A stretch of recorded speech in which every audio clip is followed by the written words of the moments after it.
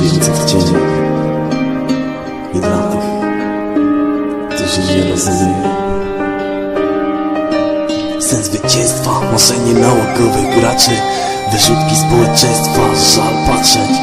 Spójrz mi w oczy i powiedz, co widzisz. Ścieram łzy z policzka, a ty szydzisz.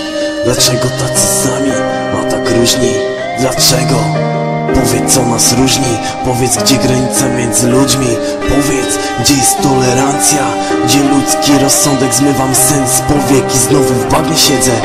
W świecie chciwości i ludzkich upośledzeń, w świecie ślepym na odczucia i cierpienie. Dlaczego piękne sny są tylko marzeniem? Kolejna modlitwa, samobójcze chęci proszą tylko o lepsze życie po śmierci.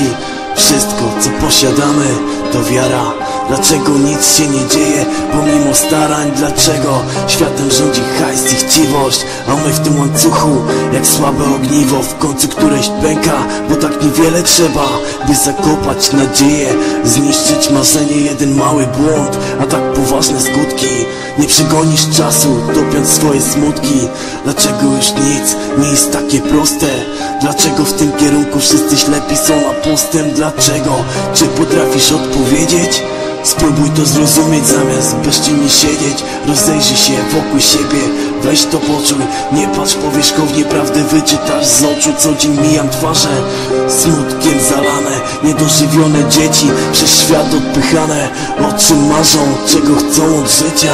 Jeśli masz serce, to nie musisz pytać. Jeśli jest w tobie człowiek, to zrozumiesz, co jest dobre, co złe, co nami kieruje. Spójrz na siebie, potem spójrz na niego i zadaj sobie pytanie: dlaczego?